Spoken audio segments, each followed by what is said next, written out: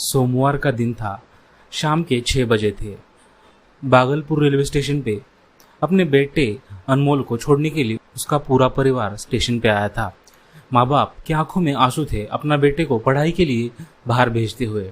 तभी देखते ही देखते ट्रेन वहां से चली जाती है और उनका बेटा उनसे विदा लेकर वहां से चला जाता है।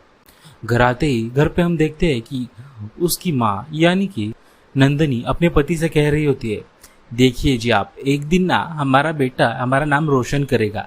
वो पढ़ाई के लिए गया है और पढ़ाई करेगा, अव्वल नंबर से आएगा, हमारी गरीबी वही मिटाएगा। एक दिन आपको ये दिहाड़ी वाला काम भी करना रोकना पड़ेगा उसकी वजह से।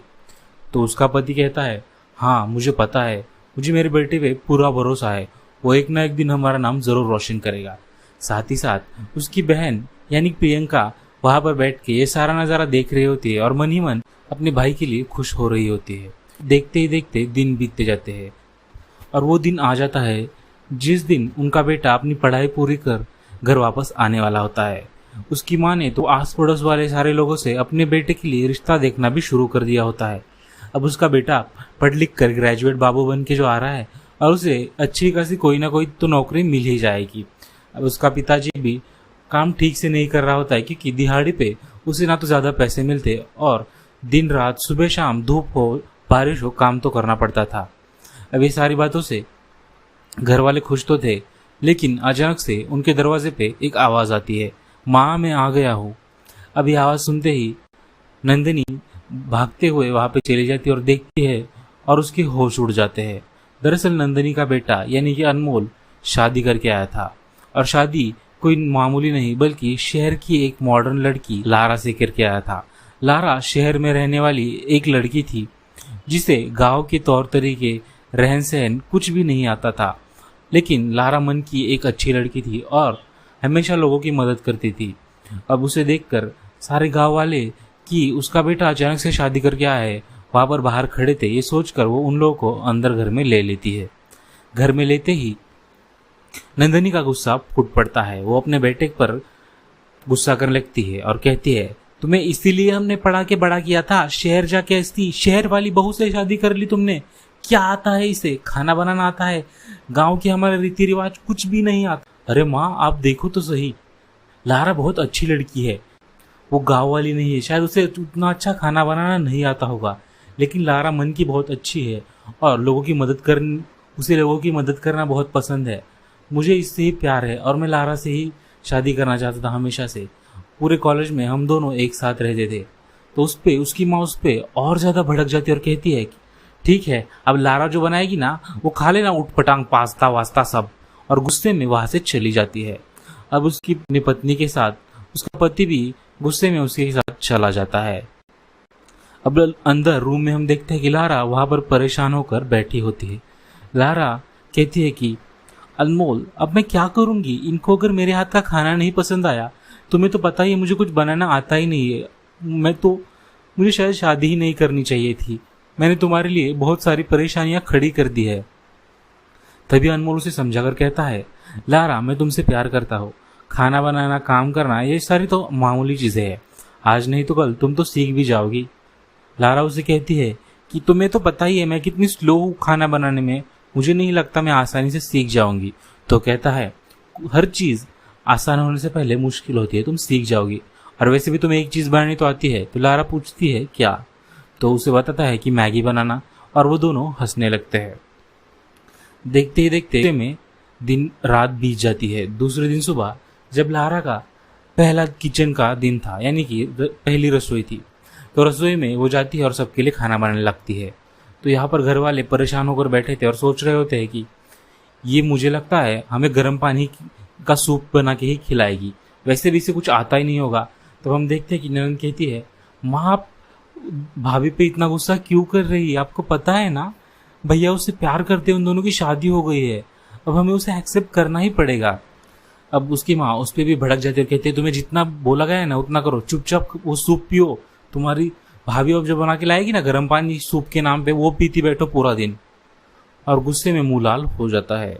तब कुछ ही देर में वहां पर लारा आ जाती है। लारा ने सबके लिए मैगी बनाई होती है। मैगी देखते ही उस पर नंदिनी भड़क जाती, कहती वाह वाह मैगी, पहली रसोई पे क्या किया है बहू ने, मैगी, आस पड़ोस वाले लोग देखेंगे तो हमारे मुंह पे चप्पल मारेंगे, क्या कैसी बहू लाया है रे अनमोल, इसलिए पढ़ा लिखाया था, इसलिए तुझ पे हमने इतनी सारी सेविंग्स लगाकर पढ़ने के लिए भेजा था। और गुस्से में वहां से उठ के चली जाती है। ससुर अपनी बहू को बुरा ना लगे इसलिए थोड़ी सी मैगी खाने की एक्टिंग कर लेता है और बाद में वो हाथ जोड़कर वहां से चला जाता है।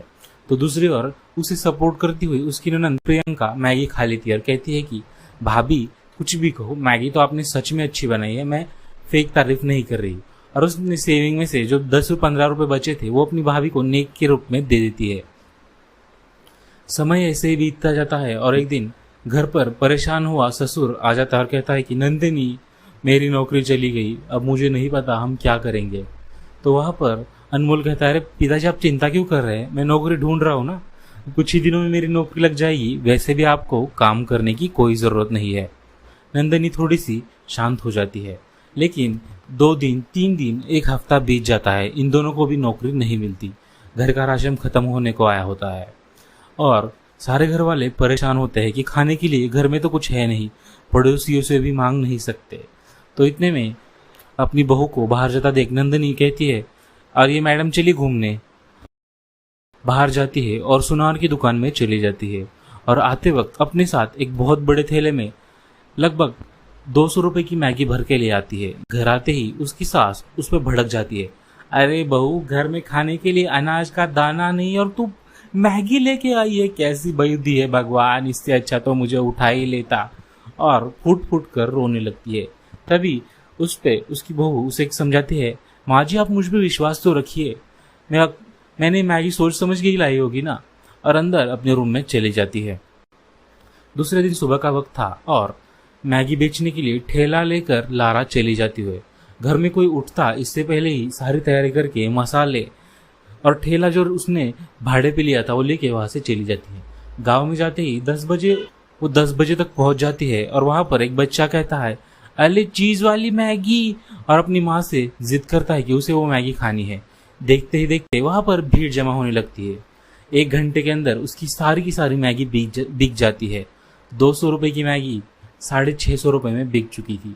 थोड़ा सा सोना जो उसने गिरवी रख के 1000 रुपए लिए थे उधार, उनमें से ठेले का रेंट ये सब देकर आज उसके पास 500 रुपए बचे थे। अब ये 500 रुपए पूरे लेकर वो अपने घर जाती है। जाते वक्त घर वालों के लिए खाना लेकर घर जाती है और घर जाते ही सारे लोग उसे देखकर दंग रह जाते हैं।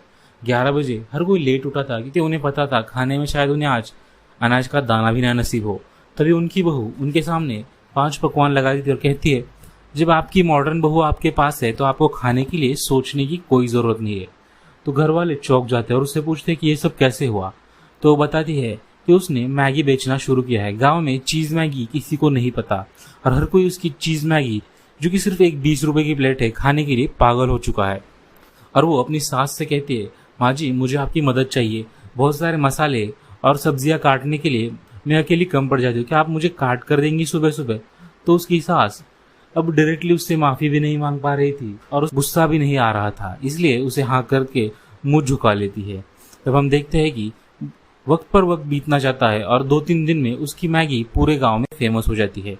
वो एक दिन 1000 रुपए की मैगी लेकर रिस्क लेने जाती है और उसकी 1000 रुपए की मैगी भी सिर्फ 2-2.5 घंटे में पूरी बिक जाती है और साथ ही साथ 2000 का मुनाफा भी हो जाता है। घर आते ही वो सारे घर वालों को कहती है कि हमें इस बिजनेस को आगे बढ़ाना चाहिए और वो सारे मिलके उसकी मदद करते ही पैर पे पंख बांध के वक्त बीतने लगता है और उनका पूरा परिवार बहुत ज्यादा अमीर हो जाता है। खाने के लिए अच्छा खाना, धन और इससे परिवार खुशहाल हो जाता है। नंदिनी अपनी बहू के सामने जाकर अपनी सारी गलतियों की माफी मांग कर कहती है बहू तुझे सिर्फ मैगी बनानी आती है, ये सोचकर मैंने एक दिन तेरा बहुत अपमान किया था, पर मुझे नहीं पता था कि मेरी बहू इतनी टैलेंटेड है। और सारे घर वाले बातें सुनकर खुश हो जाते हैं और वो अपनी बहू को गले लगा लेती है।